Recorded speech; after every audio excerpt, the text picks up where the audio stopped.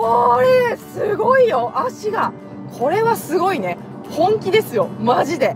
素肌美人の良さが際立ちますね。協調制御が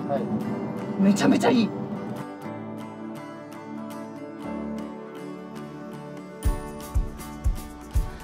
はい、皆さんこんにちは。自動車ジャーナリストの今井裕樹です。今日はですね、つい先日歴代プレリュード試乗会、このチャンネルでもお届けしてまいりました。本当にたくさんの方にねご覧いただきましてありがとうございます。今日はいよいよですね、こちら新型プレリュード先乗り試乗をさせていただくことが叶いました。もうめっちゃ嬉しいです。今日はですねクローズドコースで試乗させていただけるということで、この車の魅力味わい尽くしていきたいと思いますし、エンジニアに横乗りしていただくパートもありますので、皆さんどうぞ今日も最後までご覧いただけたら嬉しいです。それではですね、その前回のプレリュード歴代モデルいきなり試乗は下の概要欄に貼っておきますので、ぜひご覧ください。それではですね、チャンネル登録と高評価で応援してください。うわ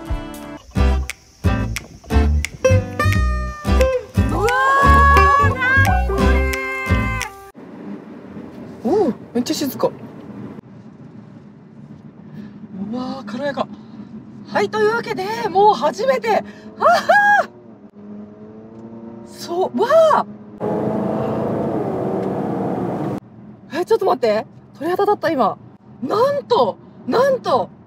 すごいスムーズ。まずですね、こちら新型プレリュードなんですけれども、今年発売予定ということでですね、先乗り試乗をさせていただいております。まだ暫定値でもありますし、すべてすべてがですね、全部最終値になっているわけではないんですけれども、まあとりあえずジャーナリストに先乗りということで、公開をしてくださいました。わわ、何これ何これ、音がすごい、音が。はい、ちょっと感動しすぎてですね、初言を言う前に、いろいろとですね、私鳥肌立っててスポーツドリビングさせていただいておりますが、今日はとりあえずクローズドコースということでですね、自由に乗らせていただける試乗となっております。今日はですね、伊豆のサイクルスポーツセンター貸し切りということで、かなりねワインディングもチャレンジングになってくるんですが、めちゃめちゃ久しぶりに来たここスバルの試乗会以来かなっていう感じなんですけれども、まずこちらのプレリュードですね、ハイブリッドスポーツとして生まれ変わりました。ね、すでにうちの動画でもお届けしております通り、プレリュードね、歴代試乗会を、茂木で開催していただきました。うわぁ、ちょっとこれはあれだな。ありますよ。賛否ありますよ。なるほど。うん。そう。で、プレリュードのね、進化みたいなのをあらかじめこのチャンネルでもお届けして、本当にたくさんの方にね、見ていただいたんですけれども、いよいよその時に乗れなかった新型の試乗ということになっております。で、新型はハイブリッドスポーツになったわけですね。で、コアターゲットといたしましては、これまで、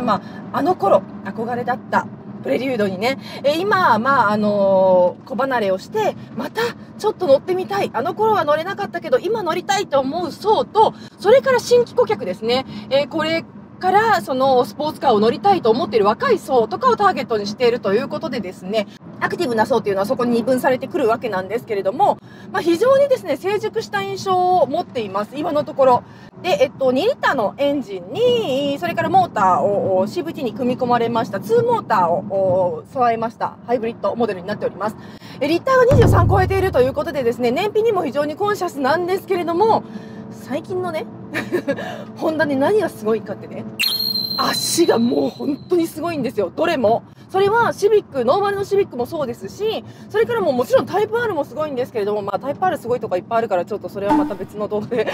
ご覧いただきたいんですが、これすごいよ、足がめっちゃ滑らか。それからやっぱりね、そのショートのホイールベースと、それからですねワイドトレッドっていうディメンションがめちゃくちゃ効いてます。すんごいね、いい吸い付きしますよね。めちゃくちゃハンドリングいいです。正直ですね、そのエクステリアに関してはちょっとなんか思うところいろいろあって、これをポジティブに受け取っていらっしゃらない、視聴者の方も結構いらっしゃるなと。私も最初一瞬食わず嫌いを仕掛けてたんですけど、乗るとちょっと好きになるかもだいぶ好きになるかも。これちょっとね、新鮮にすごいよ。この音の制御とかもそうだし、その全体的な仕上がりがめちゃくちゃジェントルですね。で、さっき言った通り、もうすっごいいい仕事をしているのが足。の、このクイックさと、ものすごい、アジャイルなところが、いい感じのバランシングをされています。あと、ハンドルとの応答性が、すごい、シンクロ率が高いんですよね。うわー、これはちょっとなんか一瞬乗っただけですけど、すごいすごい。すごい面白い。これ、いや、なんでホンダってこういう車作るとうまいのに、どんどんシュリンクさせるんだろう。うわー、なんか、これは、ちょっと、いろいろと、あ、間違えてるちょっと待って、間違えてるかも。ピットハンカチ行っていいですか行っていいですか。じゃあ道間違えたと思ったはい。というわけで、ちょっと感動しすぎて道間違えそうになりましたけれども、道は合ってたそうです。その協調性球が本当にすごいなと思いました。で、これエアロかな？めちゃくちゃ吸い付きますよね。今回、この、エアロ形状によりまして、フロントのリフトを防いで、そこ吸い付かせるっていうのと、そのリアに綺麗に流すっていうね、そのエアロ技術が使われてるんですけれども、しかもね、これ良品もあって、さらに無限と、それから、アクセスの良品が両方あるので、特にね、無限の方めっちゃ良さそう。なんかアクセスの方が見た目は白くて可愛いんですけど、特にフロントのスポイラーが。けど、リアに関してはっていうか、やっぱ無限の方がカーボン使ってたりするので、よりスパルタンな感じのね、イメージにはなってますので、そちらもちょっと効果試してみたいなという感じがいたしますが、これなくても全然吸いますね。すっごいなんか、回ってた時に、こういうとこで、途中で、路面に、したって吸い付くような感じもあって、この吸い付き感を味わいたいがためにですね、コーナリングを試したいなと。で、むしろ直線よりも、このコーナー後半の吸い付きとかの方が、これがね、そのサスペンションの粘りとかと相まって、非常に快適だなっていう感じもしますし、この吸い付き感っていうのを味わえるなっていう感じもします。そう、それから、あれですよ、トルクベクタリングもついていて、トルクベクタリングというかですね、コーナリングのアシストですね、もついていて、これはですね、そのコーナリング中に、イン側のね、ブレーキをちょっとつまんで、曲がりやすくしてくれるっていうね、よくある、ベクタリングの、制御ではあるんですけども、これもまた巧みですね。でも、さっきあって言ったのが、一つ、ちょっと、あっと思ったのが、これはね、ちょっとモーターとの兼ね合いなのか、少しですね、その旋回時に、やや、なんていうのかな、フロントが入りすぎて、リアを曲げようとしすぎてっていう感じかな。で、少しですね、ちょっと不自然に曲がっていくような感じの挙動で、自分の、そうだと、自分の、コーナリングのシックスセンスですね、第6感と、ちょっとブレがあるところによって、一瞬、ちょっと気持ち悪いっていうところがあったので、ここはちょっと電動っぽいね、人工さっていうのを少し感じるところはありました。乗ったばっかりはね。もう慣れてきましたけど、人の体って本当すごいなと思うんですけど、こういうね、感覚慣れてくるんですよね。なんですけれど、例えば、もうすぐで、ヘアピンカーブのようなところに入ってきます。で、ここが、今回に関してはちょっと上り勾配なのであんまり感じにくいんですけれども、下り勾配でこういう、ほらね、めっちゃノーズ入るんですよ。だからめっちゃノーズが入るがゆえにですね、こっちの方が分かりやすいかな。こういうところで、ちょっと、ややですね、ちょっと気持ち悪いかなっていうところが、生まれがちかな。これ多分一般道では、あんまりわかんないです。これぐらいのハイスピードで、コーナーを攻めていかないと、こういう感じには多分ならないと思うんですけど、こういうところで味わうと、ちょっとだけ、そういう、電動っぽい人工さっていうのは、一瞬あるかなと。でもこれは先進観と繋がってるところでもありますし、その電気の楽しさっていうのをね、モーターの楽しさっていうところを味わえるところでもありますので、ここは、ポジティブにもなるところかな。こういうところ。今ね、まさに下からサグみたいにボトムで上がっていくような、こういうところで、ちょっと一瞬ね、思った以上にノーズが入って、リアも割と修正しようとしてくれるので、ここでちょっとした気持ちよさっていうのは、気持ち悪さっていうのが、ちょっとあるかな。これですね、コンポーネント、シャシーのコンポーネントはですね、シビックのタイプ R と、共用しています。共用というか、応用しているという感じなので、ちょっと FF ベースのね、シャシーにはなってます。で、最初に申し上げましたけれども、2モーターのね、ハイブリッドになっていて、その電動のね、良さっていうのが、非常によく効いてるかなと思います。むしろ、その NSX みたいに、もしくはタイプ R みたいにね、がっつりとスピードを求めるというような、めちゃくちゃガチのスポーツカーっていうよりは、ライフスタイルとともにですね、ハンドリングを楽しめるといったような、だから日産でいうところの本当にまさにですね、Z のようなポジションに入ってくるのが、このプレリュードかなと。話聞いててね、すごく Z とそのポジションが似てるなっていう風に思いました。キャラ全然違うんですけれども、そんな風に思いました。エンジョイラブルなスポーティーモデルっていう感じかな。このプレリュードはっていう感じがします。ただ、そのハンドリングは全然スポイルされてなくて、むしろ、これ本当にね、上手だなと思ったんですけれども、今回このサウンドのね、演出っていうのが、しっかりなされてるみたいなんですね。ホンダってこのね、サウンドとの、その人工的なサウンドとの盛り上がりっていうのは、シンクロ性っていうのはですね、結構早くから取り組んでます。ね、S660 でもありましたよね。その用品で、例えば F1 の音が出るみたいなね、そういうサウンドシステムというか、そのサウンドエフェクトっていうのをすごく、早い段階から取り組んできているので、今回もですね、例えばブリンピングであるとか、踏んでった時の、エンジンサウンドの盛り上がりであるとか、こういうところのシンクロ性を作るのが本当に成熟してきたし、めちゃくちゃうまいし、何のズレもないです。で、今度はダウンシフト方向でブリッピングみたいな音もね、聞かせてくれたりとかもして、CVT が組み合わされてはいるんですけれども、この CVT 感っていうのが全くない、むしろですね、これ、なんかデュアルクラッチだっけみたいな感じの段付き感みたいなのまで、ちゃんと演出してくれているといったようなものがですね、もちろんメカ的にもですね、この人工的に段付き感っていうのはダウンシフト方向には特にね、つけてあるんですけれども、それよりもこの音感がやっぱり上手、すっごいナチュラルで気持ちいいですね。ちょっと逃げますね、やっぱりね。ちょっと高速域になってきて、どんどん攻め始めると、ちょっとフロントが逃げる感じも出てきますね。そういう設定というか、そういうね、想定の車ではないのかもしれないですし、めちゃくちゃサーキット向けの車っていうわけではないので、そこを言うのはちょっと意地悪かもしれないですけれども、でも本当に、その今ね、伊豆スカイラインのそばで走ってますけれども、伊豆スカイラインとかで走るとすんごい気持ちいいだろうな、これは。めちゃめちゃ快適だろうなっていう感じはします。そうですね、ちょっとなんか FF っぽいその逃げっていうフロントの逃げみたいなのがちょっと意地悪に見るとあるかなっていう感じはしますけれども、それよりもこの音の演出であったりとか、その走りの気持ちよさっていうのは今のところ前に来るかなっていう感じがします。また分かってなかった。S プラスモードっていうのがつきました。で、通常ですね、GT モードとスポーツモードともう一個、コンフォートモードかっていうのがあって、走行モードが3つに分かれているんですけれども、この3つの走行モードに加えて S プラスっていうのをつけれるようになったんですね。で、それが、このトグル式のですね、スポーツモードのところにあるので、ちょっとこのまま S プラスにしたいと思います。S プラスは独立したボタンであるので、ここに行きますね。で、S プラスになると、なるほど。いきなりもうこれだけで、S プラスになったわ。ダメだ、速度出ちゃう。やばい、楽しい。すごいね。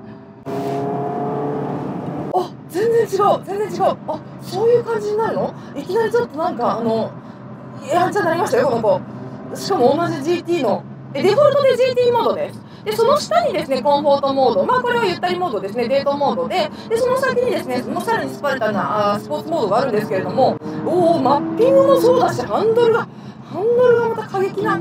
すごいね、攻めた感じに味付けますね。さすが、こういうとこホンダっぽいよね。だからこういうね、攻めたホンダイズムみたいなのがね、こういう日は消しちゃいかんわけですよ。こういうのはプレリュードとか作らすと出てくるわけですよね。だから、ホンダって、今回のプレゼンにも出てたんですけど、そのチャレンジング精神を持っているっていうブランドイメージがもう消えつつあると。で、それにチャレンジしたかったんだ、みたいなね、商品のプレゼンがあって、もうちょっと泣きそうになったんですけど、エンジニアはやっぱり、うまいですよ、こういうところが。で、こういう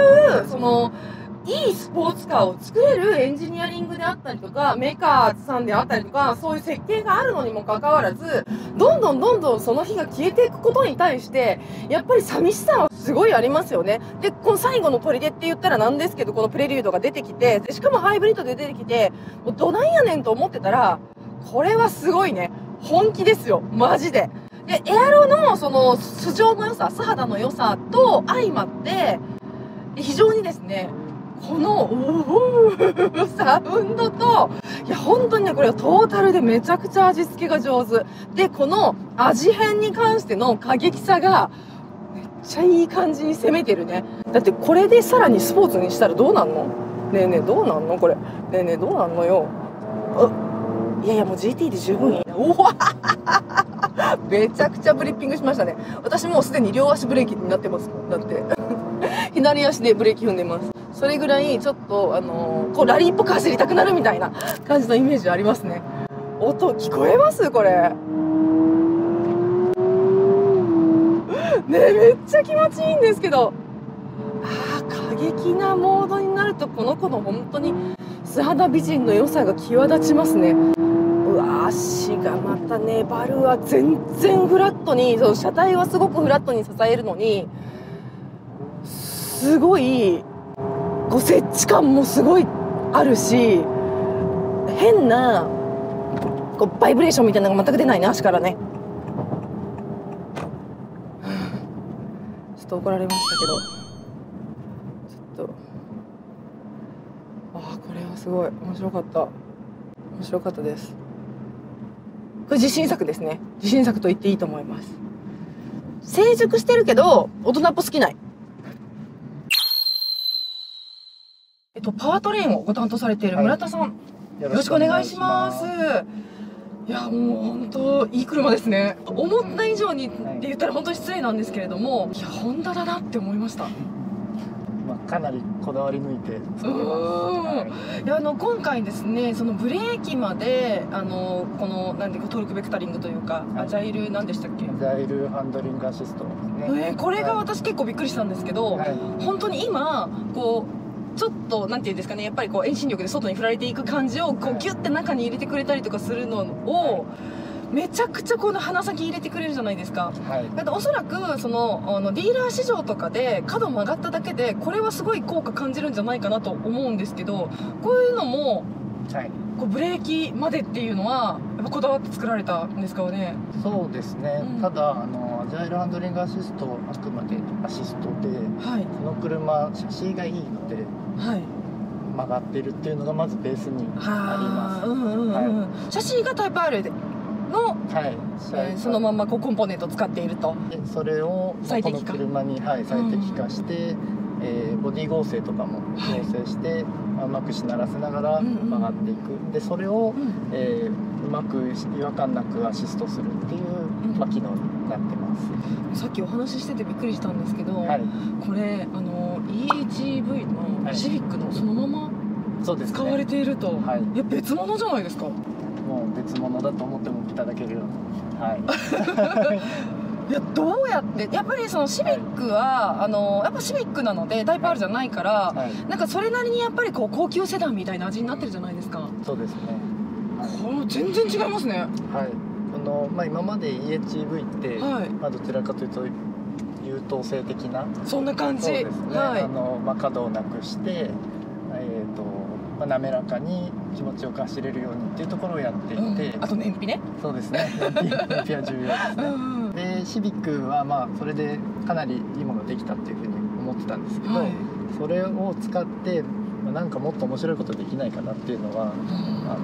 開発メンバーでもすごい考えていて、で今回こういう形で、面白いものができたかなと。スペックだけ見たりとか、その噂だけ聞くと、タイプ R のシャシーで、シビックの、パワーユニットそのままなんでしょと、それって本当にいいものできるの？プレリュードになるの？って思ってる人は、思ってる人こそ、いや私なんですけど、それびっくりしました本当に。なんでこんなにエアロもすごい、エアロもすごいです。ご担当じゃないかもしれないんですけど、エアロもすごいです。すごいこだわって前後のリフトバランスねえ、すわーと思って、なんかこれ今ちょっと横にお乗せしてるのであんまりなんか踏んでないんですけど、速度が上がってくればくるほど本当に吸い付きますよね。そうですね。でこうなってくるとやっぱりそのパワーユニット側でちょっとこうパワーレス感というか、少しこう非力感っていうのを感じるんじゃないかなと思ったんですよ。でそれを助けてくれるのがエスプラス。そうですね。で、ベースもアクセル踏み始めのところの制御を改良していて、そこのレスポンスっていうのもこのいい足に負けないように、そういうところも作り込んでいる上での、エスプラスシフトです。いや、このエスプラスシフトってだから何なんですか？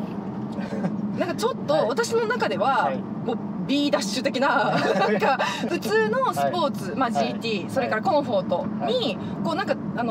いいバター乗せたみたいな、パンにいいバター塗るみたいな、いいパンにいいバター塗るのそのバターみたいな感じのイメージかなと思ったら、とんでもないバターでしたねこれ。もう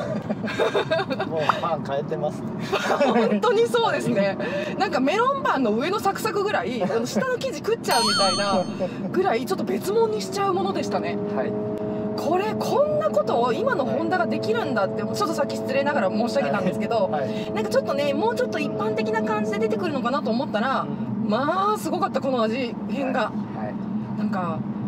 ね、ちょっと車内でもいろいろ調整大変になったんじゃないかなと思いましたけど、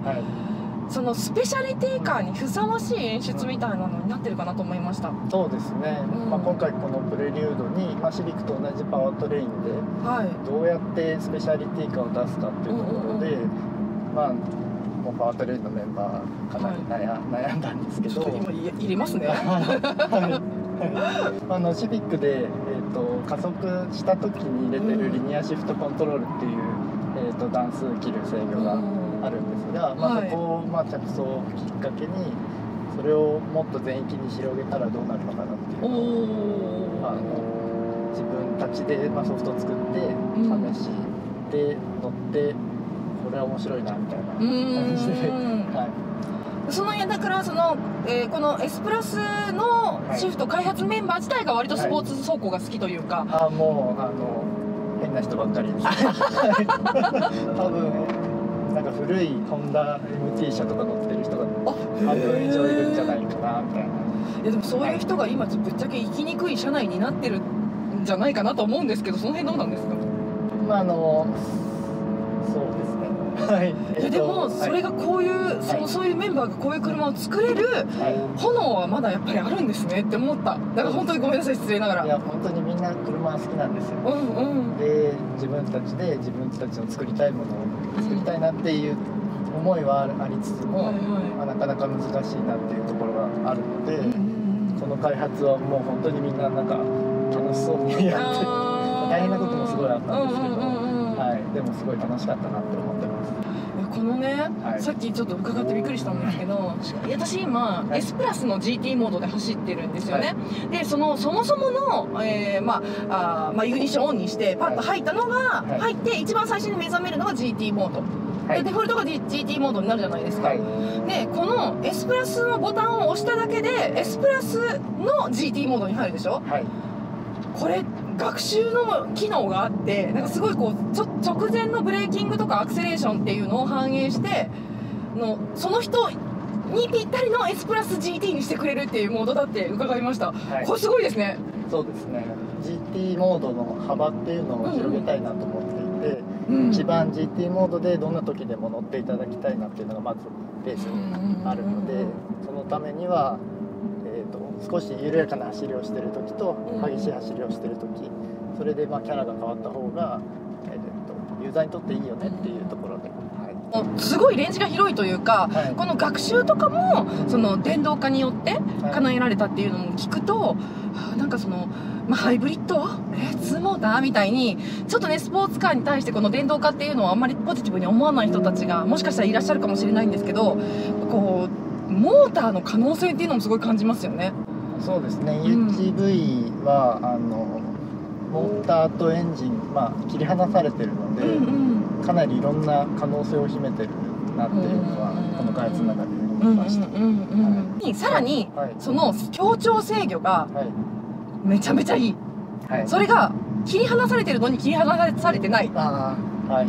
エンジンつながってるみたいに。そうそうそうそうそうそうそう、はすごいナチュラルなんだけど、い。はい。ナチュラルなだけじゃなくて先進感もあるっていう。はさらにすごいのこのサウンドエフェクトもすごくて、どこまで本当のエンジンでどこまでサウンドなのかもあまりにもシンクロしてるからわからない。い。はい。これは元のエンジンの音はいがまずいいですね。ほうほうほうほう。でこの2リッターの。そうですね。うんシビックから新開発したエンジンの音が、うんうんまあ、非常に雑味がなくて済んでいて、はいはいはい、まあ、そこに対して、まあ、プレリュードで専用の音のセッティングを、またこれも音のメンバーが、まあ、めちゃめちゃ走り込んで、作り込んだ音ですね。でそう、なんか仮想ではい8段の変速があるように作り込んでいるっていう、そうですね、うんでアップの時にちょっと、駆動のモーターにショックを入れていて、はいはい、アップシフトの、まあ、リーケージ感みたいなのもなんかちょっとデュアルクラッチっぽいというかそうですね。それがないとやっぱりなんかどこかギミックな感じがして開発の途中からそれを入れたことでさらに加速して、いやだからこれをねなくす方向の開発をしていたのに、はい、さらにこれを取り戻してこういう制御をするっていう、しかもこの車のためにっていうね、はい、だからそういうことがちゃんとされているっていうのはもう本当に嬉しい。なんか本当なくなっていくのかなって思ってたんですよ。だからこういうそのチャレンジングなものがどんどんなくなっていくのかなと思ってたら、はい、ああ綺麗にこの子はありますね。はい。さあ今日最後の試乗はですね、先ほどおすすめいただきましたコンフォートモードを試してみたいと思います。それからですね、パドルシフトの速度がめちゃくちゃ速い、すごいおすすめということなので、そこもねちょっと試していきたいなと思うんですが、今まあおなじみ、もうコンフォートモードに入ってますね。ちょっと待って、そういうのはやだ。とりあえず GT からいきましょうよ。はい、 GT モードからいきましょう。はい、今 GT モードにしました。GT モードね試すと、もういきなり GT モードは結構チャレンジングなモードなわけですよ。うわめっちゃ入るめっちゃ入る。何なんだろうなこの鼻の入り方、すごい面白いなと思ったんですけど、これ多分ねさっきもエンジニアさんに言ってたんですけど、そのタイヤのね頭角とかもすごいいいセッティングをされてるなって思ったら、やっぱりそうなんですって。このね頭角つけた人が神エンジニアらしいですよ。神職人らしいですよ。匠らしいですよ。というわけですごくこうめちゃくちゃ入るのに直腕もいいっていうですね、すごくいいタイヤの角度になっているなと思って、それもまあ制御ももちろんね電子制御もそうなんですけれども、そういうところもですね役に立ってるのかなと、このね一つ鼻の入りっていうところに貢献してるのかなと思わせてくれるところでもあります。さあそして今回のこの S プラスすごいのが、実はそのちょっと上の段階になるんじゃなくて、そのレンジを克服させるみたいな感じで、コンフォートはよりコンフォートになるというところがこの S プラスのすごいところというので、もう今ちょっと入りすぎて、ちょっとインにねインに入りすぎてしまいましたけれども、とりあえずそのコンフォートをとりあえず試したいと思います。まずじゃあ普通の間違えた、スポーツにしちゃった。普通のコンフォートを入れます。はい、こうするといわゆるどの車でもねよくある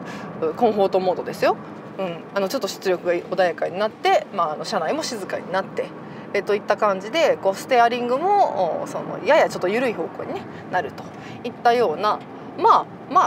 コンフォートですよ。そしてこれだとでも十分気持ちいいんですけどね。だからといっていわゆるエコモードっていうほど、出力が穏やかにというか出力絞ったりとかはしてないので、このコンフォートでも本当十分ねキビキビと走る。本当これはそのエアロであったりとか、そのシャシーのそもそもの性格であったりとかですね、それからプラットフォームの良さとかいうところにもあると思います。そう今回だからねホイールベースもちょっと短いので、すごくね小回りが利くキビキビ感のあるね車になっていると。見た目デザイン的にねちょっと長く見えますけど、そうなんですよ。ちょっと大きく見えるんですけれども、実はねそのショートホイールベース化されているというのもありまして、少し短いのでハンドリングがねスポーティーになっているというところも手伝って、コンフォートモードにしたからといってですね異様にコンフォートになってたるさが出てくるといったようなところは今のところは感じない、ね、こんなハイスピードコースでですね、しかも平滑な路面でね、ほぼサーキットって言ってもいいような感じの路面で走るシーンにあるにもかかわらずですよ、走っているにもかかわらずこんなにですねたるさを感じないっていうのはやっぱコンフォートモードとしてね、コンフォートではあるけれどもあまりにもエコに振りすぎてないっていうのあるんじゃないかなと思います。でそうこれね、そもそもだからその EHEV のシビックのね時、そうパワーユニットがシビックと全く同じなんですけれども、シビックの開発の時に作ったエンジンなんだけれども、そもそもすごい燃費がいいというか、このエンジンってその燃費が割といろんな走行シーンで落ちないタイプのエンジンになっているということで、トルクめちゃめちゃ出してもですね、その燃費にあまり影響しないみたいなところが今回そもそもこの S プラスのコンフォートっていうところとつながってて、うまくいったポイントの一つでもあると。エンジンがそもそもいいんですよというお話もされてました。というわけで次の周回からですね、今コンフォートモードを楽しみましたので、コンフォートを S プラスにしていきたいと思います。本当によりコンフォートになるの？超デートモードになるっておっしゃってましたよ。これはが大事な人を乗せたりとか、家族でのお出かけの時とかにこのコンフォートプラスをコンフォートの S プラスを試していただきたいという話なんですけど、ちょっと押しますね。じゃあこれで押すだけです。このコンフォートの S プラスモードを押すだけですけど、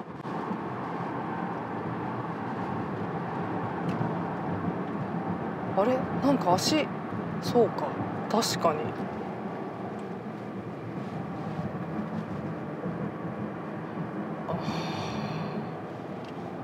スポーツカーらしさがそがれるわけじゃないんですね。エンジンのつきとかそのトルクとかが、あとそのシフトタイミングとかが、シフトタイミングって仮想的なものなんですけど、これ CVT なので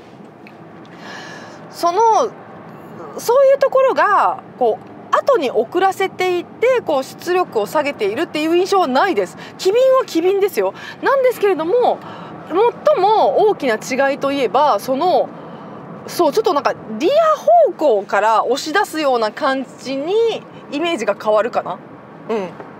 面白いですねこれ。でだから鼻がめちゃめちゃグイグイ入っていくっていう方向じゃなくなるから、ゆったりします。ゆったりするんだけれどもだるくない。面白い。これなんて言ったらいいんだろう。難しいですね。これテキストにするの難しいですね多分私これ原稿書いてくれって言われたら、このコンフォートモードの S プラスはなんて表現するんだろうと思って、ちょっと一瞬ワードの前で考えちゃうかも。プッシュに対しての、スッキリ感っていうのは残しているけれども、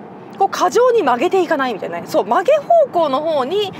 ゆとりを持たせるみたいな感じですかね。なんかカンカンみたいな感じでレーンチェンジしていくっていうようなキレ感じゃなくなってくる。キレ感じゃなくなってくるだけですね。ちょっとパドルシフトしましょうね。パドルシフトをするんだったらスポーツにしたいな。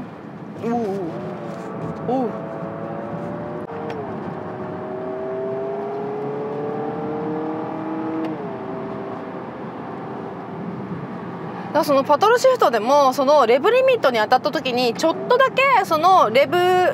ミット当たったのを保持してくれるような感じの制御にもしたんだそうです。それによって、走った時にスカッとするというかね、失敗したみたいな感じのそのドライバーのがっかり感を減らしますかっていう話をしていて、でその作り方とかもやっぱあれですよね。本当に車好きなメンバーが作ったんだなっていうことを感じさせるような制御にもなってると思います。その保持感、いやだからそれよりもあまりにもいい感じのシフトを楽しませてくれるんで、そこもちょっとすごい気持ちよかったですね。音がいいね、やっぱね。何よりもそもそもね音がいいっておっしゃってましたもんね。自分でできる、簡単、早くて効果抜群、ダイヤモンドプラスシラザン50です。全然ツルツル。はい、というわけで今日はこちら新型プレリュードのクローズドコース先乗り試乗をお届けしてまいりました。いかがだったでしょうか。めちゃくちゃ感動しました。協調整合の素晴らしさとかもね感じましたので、これは一般道での試乗がいよいよ楽しみになってまいりました。これも近くお届けできると思いますのでね、皆さんぜひ今年のプレリュード続報をご期待ください。それでは今日も最後までご覧いただきましてありがとうございました。チャンネル登録と高評価で応援してください。自動車ジャーナリストの今井ゆうきでした。バイバイ。